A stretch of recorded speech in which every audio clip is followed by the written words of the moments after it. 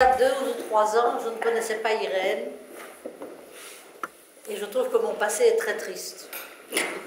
Parce que depuis que j'ai rencontré Irène, chaque fois qu'elle parle, je trouve que ses mots sont inoubliables. J'espère qu'elle vous fera le même effet pour celles qui ne la connaissent pas encore. Qu'elles entrent dans cette nouvelle ère post-Irène. Merci beaucoup, merci Lucette, c'est très gentil. Et j'espère que vous entendez bien. Oui, parce que j'avais un grand souci que je préparais tout ça et qu'on n'entendra pas. Bon, voilà.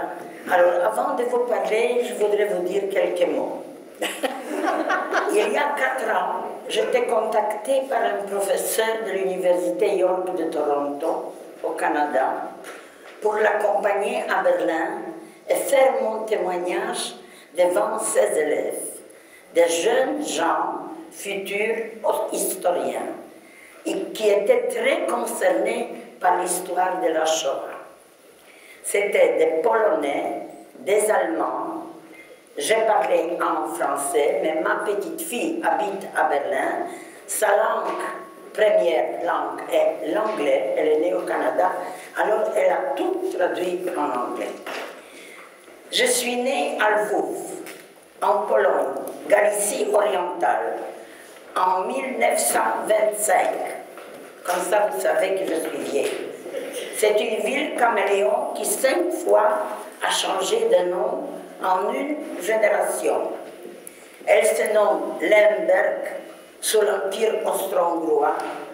Ensuite, en Pologne indépendante, elle devient Lwów. Et puis, durant l'occupation soviétique, Lwów. Pendant l'occupation allemande, elle redevient Lemberg. Dès la fin de la Seconde Guerre mondiale, elle change de nom puisque l'Ukraine est indépendante, un pays indépendant maintenant. Donc maintenant, elle s'appelle Lviv. Et je dois vous faire une petite parenthèse que vous savez bien, j'ai tourné un film qui s'appelle Les folles aventures de Simon Koniański, que beaucoup de gens, des amis ont déjà vu ce film. Et quand Misha Wald, qui est metteur en scène, m'a proposé le tournage, il m'a demandé d'où je viens. J'ai dit que je viens de Lwów. Mais c'est là où nous allons tourner le film. Et imaginez-vous que c'était la première fois, après 65 ans, que j'étais dans ma ville natale. C'était très émouvant, mais il pleuvait tous les jours, il n'y avait pas moyen de visiter beaucoup de choses. À ma naissance, sur une population d'un demi-million d'habitants vivant dans cette ville, il y avait environ 160 000 juifs, dont pour la plupart étaient considérés comme intellectuels. Il y avait une grande université où donc les gens avaient des professions libérales. Je perds mon père à l'âge de 3 ans et j'ai grandi dans un milieu essentiellement féminin, avec ma mère, ma grand-mère, mes 2 sœurs, plus une femme qui nous aide dans le ménage. Ma mère devient veuve pour la 50e fois à l'âge de 28 ans. Elle cherche du travail pour subvenir à nos besoins et devient caissière dans un cinéma, ce qui à l'époque était très mal considéré. Mais son énergie et sa détermination d'une femme forte pouvaient donner exemple aux autres femmes. Le 1er septembre 1939, la Pologne est envahie et bombardée par les Allemands. Les 17 jours plus tard, l'armée rouge occupe ma ville et toute la Galicie de l'Est. C'est la 4e partage de la Pologne. Les Allemands restent à l'ouest. Du jour au lendemain, la langue d'enseignement passe du polonais au russe. Et nous sommes obligés de nous adapter. Malgré cela, à 14 ans, je ne ressens pas les nombreuses difficultés de la vie quotidienne. Nous étudions la culture, la littérature russe, que j'aime beaucoup, et nous vivons inconscients du grand danger d'un avenir très proche. Pourtant, plusieurs familles déjà sont déportées vers le fond de l'Union soviétique. Le 22 juin 1941, c'est la rupture du pacte germano-soviétique. Et 8 jours plus tard, les Allemands entrent dans notre ville. Nous les observons des fenêtres de notre appartement. Ils rentrent sur leur moto, proprement habillés, d'uniformes rasés. Ils avaient l'air très, comment dirais-je, bien. On a difficile à imaginer ce qui nous attend. Mon oncle qui était avec nous et qui plus tard est mort de faim dans un camp de concentration prononce ces mots pour moi inoubliables. Ça, c'est notre mort. Ces mots ont pris toute leur signification lorsque, avancés, les Allemands ont décidé pour les Juifs la solution finale. Dans toutes les prisons, les NKVD, la police soviétique secrète, avant de quitter notre ville, massacrent des milliers de prisonniers. La rumeur dit que ce sont les Juifs qui ont tué les prisonniers, parce que la plupart de ces gens étaient des opposants au régime soviétique. Suite à cette rumeur, le 1er juillet 1941, les habitants juifs sont arrachés de leur maison par les nationalistes ukrainiens locaux. Hommes, femmes, enfants sont amenés dans les cours de prison, battus, maltraités et tués. Certains survivent par le plus grand des hasards et seront relâchés dans la soirée. Parmi eux, ma mère, mes 2 sœurs et moi-même. Tous les jours qui suivent, il y a des arrestations, des déportations, mais nous ne savons pas où disparaissent tous ces gens. À partir de 1941, la situation empire. Les Allemands chassent et regroupent tous les Juifs dans un ghetto. Plus de 100 000 personnes se retrouvent confinées dans quelques rues. Au début, nous pouvons rester dans notre appartement car nous habitions les quartiers non juifs de la ville. Nous quittons notre logement en septembre 1942 avec le plus strict minimum. Parce que les Juifs ont déjà tout donné aux Allemands. Tous les biens de valeur. Les bijoux, même le col de fourrure, l'argent, la radio, tout. Et le peu qui nous restait sera vendu pour acheter de la nourriture. Nous ne recevons plus qu'une ration limitée pour survivre. Un mois plus tard, en octobre 1942, je trouve un travail de nuit hors du ghetto, dans une usine d'uniformes qui après était expédiée au front de l'Est. Et tous les matins, je retourne dans le ghetto. Dans le ghetto, nous habitions 20 personnes dans une pièce de 25 mètres carrés. De bouche à l'oreille, nous apprenons que le ghetto va être bientôt liquidé et je décide, avec encore une personne de ma famille, de m'enfuir en essayant d'acheter les faux papiers à rien. Avant de nous séparer, ma mère nous demande de retenir dans notre mémoire une seule adresse, à Anvers, où il y avait mes cousins, ma cousine qui était mariée avec quelqu'un qui a vécu déjà longtemps à Anvers, et l'adresse était Provinciestrat 34, on dit, oui, 34. Malheureusement, je dois dire que ma cousine, entre-temps, était déportée à Auschwitz avec sa petite fille de 10 ans. Elle a disparu dans les chambres à gaz, elle n'est pas revenue. Mais c'est grâce à cette adresse que j'ai retrouvé ma mère, mais c'est une autre histoire. Grâce à un proche de ma famille qui achète un certificat de baptême d'une femme décédée, j'obtiens un document, mais ce n'est pas suffisant, car il manque un cachet officielle de la paroisse. Ses proches falsifient les documents avec un pinceau fait de poils d'un blaireau à raser et d'encre dessinent un faux cachet de la paroisse d'une petite ville près de Lvov. Vous vous imaginez que c'est grâce à ce faux certificat de baptême que je recevrai plus tard à Cracovie, à la Gestapo, une véritable carte d'identité. Imaginez-vous que la Gestapo de Cracovie n'a pas reconnu que c'est un faux document avec un faux cachet. Mais être en possession de ce document était vital pour moi. En mars 1943, je m'enfuis du ghetto avec l'aide du magasinier de l'usine où je travaillais. La fuite est un grand risque, un grand danger.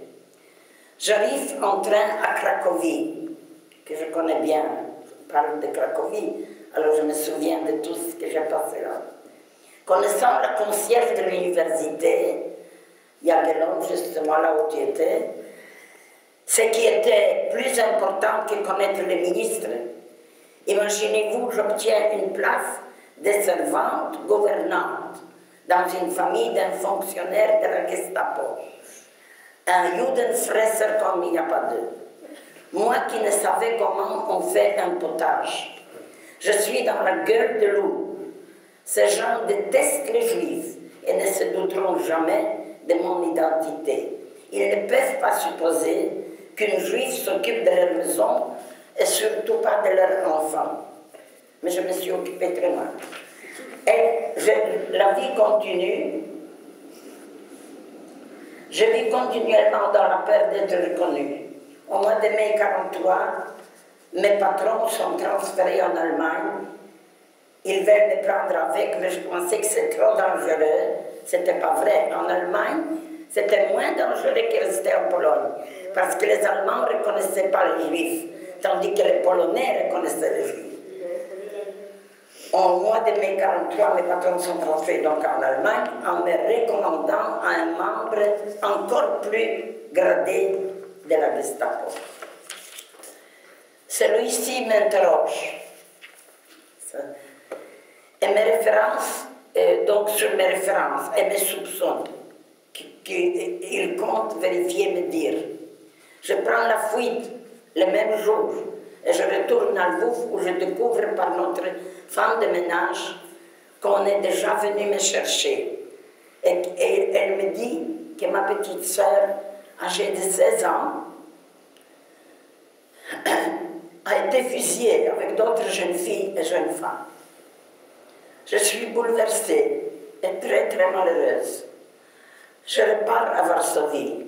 Là, je prends contact de la résistance polonaise, Armia Krajowa, ça veut dire l'armée nationale, qui m'aide, mais elle ne savait pas que je suis juive. Pendant l'hiver, 43-44, c'est la catastrophe. D'abord, il faisait moins 25 degrés à Varsovie. Je n'avais pas de vêtements, je n'avais pas de chaussures. Mais dans un tram, on me vole tous mes papiers d'identité. Je n'ai qu'une solution pour sauver ma vie, c'est de m'engager, partir volontairement travailler en Allemagne. Organisation TOD, engager de jeunes bénévoles polonais et polonaises, femmes et hommes. Avant de partir, je reprends contact avec Aka, Armia Krajowa, qui ignorait naturellement ma vraie identité. En février 1944, j'arrive à Bergen-Schlachtensee, dans le bureau de l'organisation TOD. Je deviens dactylologue. J'étais la secrétaire de chef de cette unité. Je connais l'allemand et grâce à ça, qu'on m'a accepté.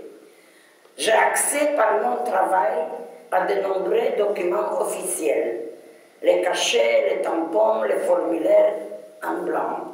Et pour me donner bonne conscience par rapport à mon travail chez les Allemands, je procure de laisser passer aux jeunes gens polonais qui veulent s'enfuir en Suisse.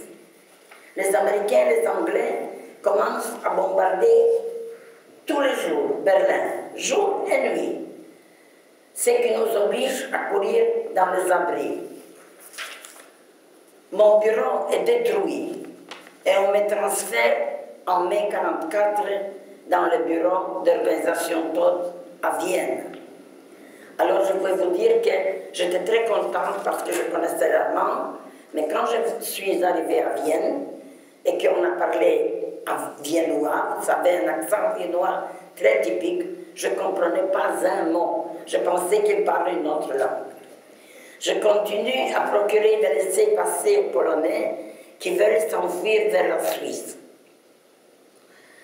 Un groupe de jeunes gens voulant s'enfuir sont arrêtés à la frontière suisse et probablement, après de longs interrogatoires, ils disent quelle est la provenance de leurs documents.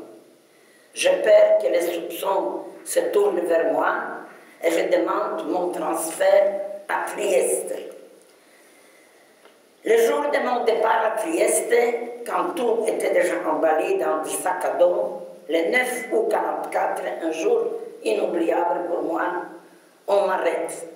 La Gestapo vient au bureau et nous voyons par la fenêtre qu'ils entrent par la porte et qui montre avec les doigts notre baraque où nous avons travaillé. Et voilà, j'ai tout de suite compris qu'ils viennent me chercher, avec une amie qui a travaillé à côté. On me terrorise à la Gestapo, mais je n'ai jamais avoué qui je suis. Je suis donc arrêtée, placée dans la prison de Vienne, où je reste 6 semaines. J'ai beaucoup voyagé pendant la guerre. Dans mes bagages, on trouve des formulaires en blanc et les cachets du bureau d'organisation TOD. Pendant mon emprisonnement à Vienne, les semaines suivantes, on ne me dit jamais ce qu'on va faire avec moi et quel sera le jour suivant. Mais le 6 octobre 1944, j'ai 19 ans donc, nous arrivons à la gare de Fürstenberg-Mecklenburg, dans le camp de concentration Ravensbrück, où il y avait 120 000 femmes. Les gardiennes SS sont en uniforme, leurs visages sont fermés et très sévères. Nous étions contentes que c'est des femmes qui vont s'occuper de nous, mais ils se sont avérés beaucoup, nous nous sommes trompés parce qu'ils se sont avérés beaucoup plus durs et difficiles avec nous, et cruels. Au camp règne la terreur, la faim, les maladies, un manque de choses le plus élémentaires. Je suis choisie pour l'entretien des baraques, où vivent des prisonnières françaises, travaillant chez Siemens. Mais je ne connais pas un mot de français. Alors on m'a donné une interprète, une fille qui était née en France, des parents polonais. Je distribue le pain qu'il faut couper avec la plus grande précision, car les prisonnières comparent leurs portions entre elles. S'il y avait 1 centimètre de plus, c'était la catastrophe. J'ai beaucoup de difficultés à maintenir l'ordre parce que les femmes françaises sont indisciplinées, indociles, et je ne connais pas le français, mais on m'a donné, comme je vous ai dit, une traductrice. Un jour, nous sommes transférés au commando Königsberg-Neumark, à 80 km au sud de Berlin. Là, c'était encore pire parce qu'il n'y avait rien, comme nous avions dit, rien à organiser. Il y avait sur 800 femmes une aiguille qui voyageait et il fallait donner sa portion du pain pour pouvoir prêter l'aiguille pour quelques heures. Là, je deviens responsable de Kleiderkammer, la distribution de vêtements. Il faisait terriblement froid. L'hiver 44-45 est très rude. J'organise un petit atelier de réparation de vêtements pour permettre aux femmes affaiblies de rester à l'intérieur. Les autres femmes travaillent pour déraciner des arbres dans la forêt. Elles n'ont pas de vêtements appropriés. Épuisées, affamées, elles reviennent le soir au camp sur le civière. La vie était très difficile, les conditions sanitaires mauvaises, la nourriture insuffisante. Nous étions toutes très épuisées. À Noël 1944, on me désigne pour servir au dîner des gardiens SS avec plusieurs filles, je crois qu'on était une dizaine. Au menu, poulet, pommes de terre, légumes, un dessert. Comme on mourait de faim, toutes les filles se jettent sur le reste dans les assiettes. Et je suis encore marquée par cet incident. Difficile à comprendre actuellement. Au début de février 1945, les gardiens SS nous abandonnent. Ils ont peur de l'arrivée de l'armée soviétique. On nous ramène à Ravensbrück, de Königsberg à Ravensbrück. Encore une vie incroyablement difficile. Nous manquons de tout. Nous sommes casés dans des tentes. Nous marchons dans la boue, au manque de nourriture et de l'eau. Les Allemands désemparés ne savent plus comment faire face au problème de tous ces prisonnières plutôt, qui arrivent en masse de différents camps. Les Allemands paniquent à l'approche de l'armée rouge.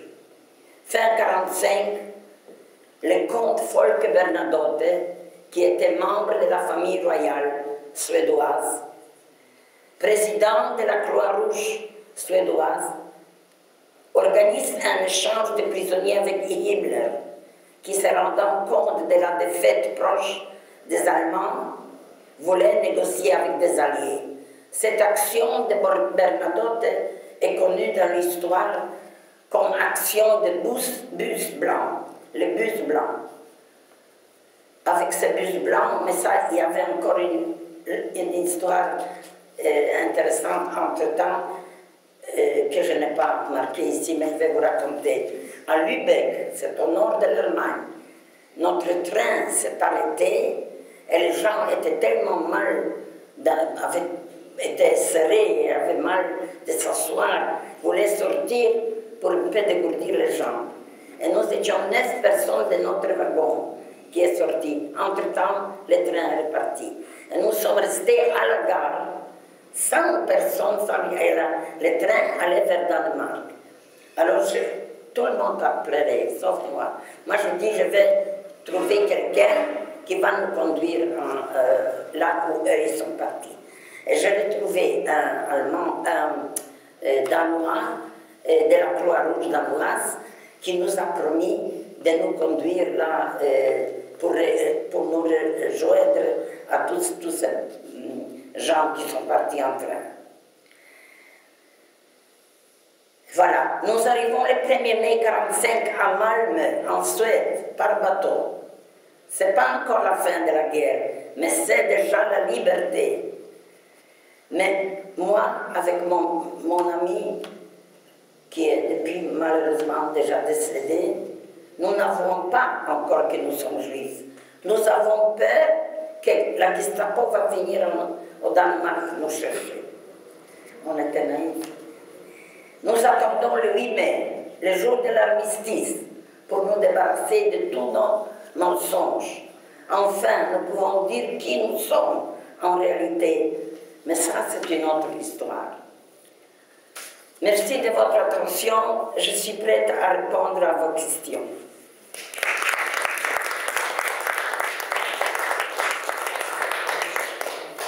Y a-t-il des questions au Comment vous sujet? avez retrouvé votre maman? Voilà. Alors, ma maman, je n'ai pas marqué ici parce que c'est une tellement longue histoire, mais je vais faire bakitzer, comme on dit en yiddish.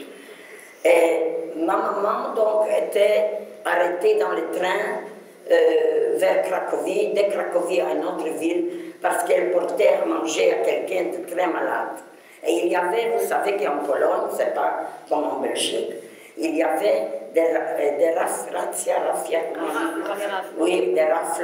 dans le train, sur le Pologne, on cherchait les Polonais. Mais on cherchait aussi les Juifs. Alors ma maman, elle a tout de suite dit qu'elle est juive, parce qu'elle en avait marre de se cacher, de toujours avoir peur. Elle a dit, je veux dire que je suis juive. Elle est arrivée à Auschwitz. Elle a été là-bas dans le camp d'Auschwitz pendant 2 ans. Et après, elle ne savait pas si nous avons survécu ou non. Mais elle savait qu'elle nous a donné l'adresse à Anvers.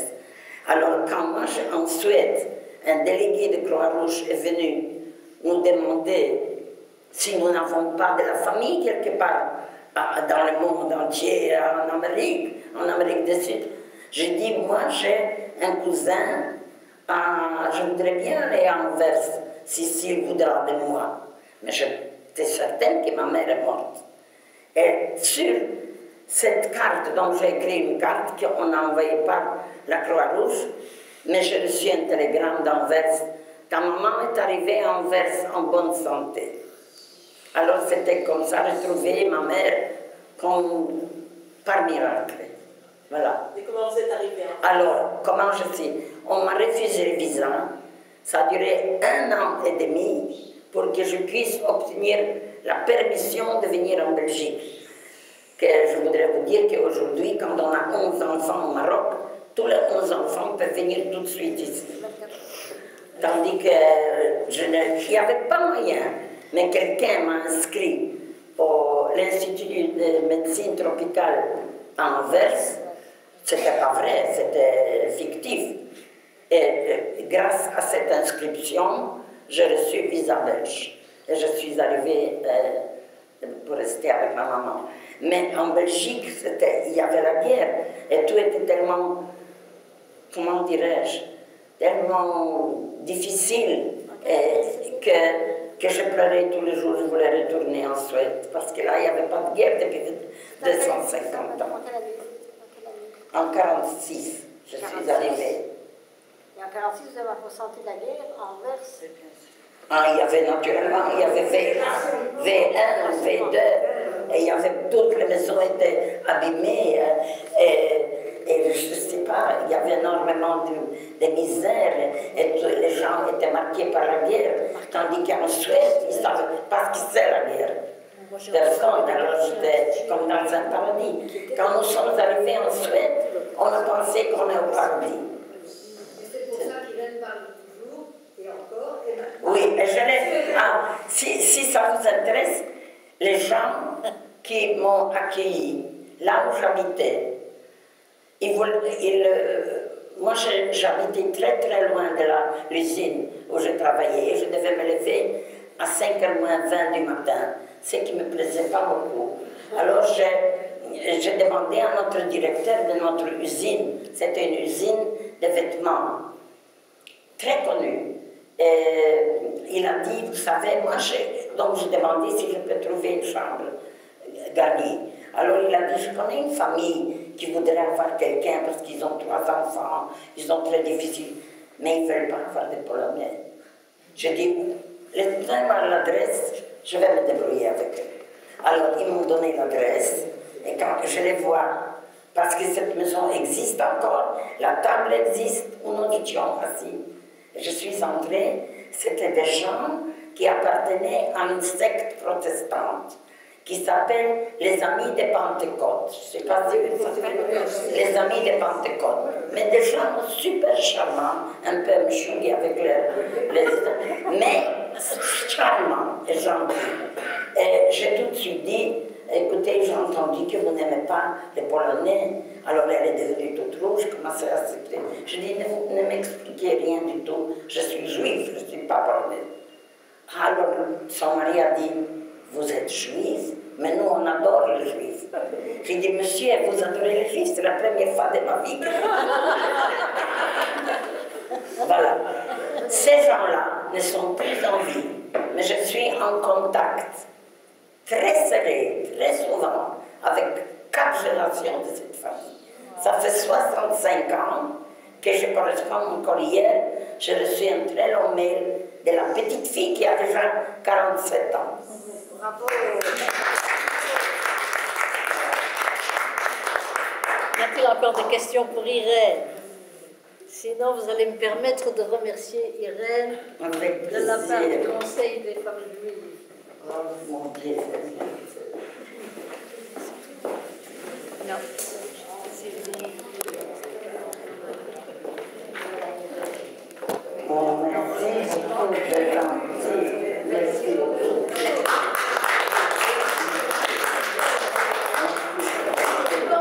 Je pense que Irène aura mis nos soucis d'aujourd'hui en perspective.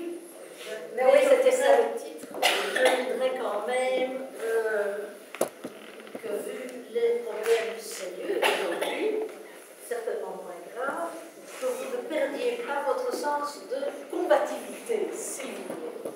Alors, quelqu'un, Gaël, me fait une remarque que je trouve très intéressante, et c'est que peut-être certaines d'entre vous ont des commentaires à faire sur ce qui s'est passé aujourd'hui durant cette séance.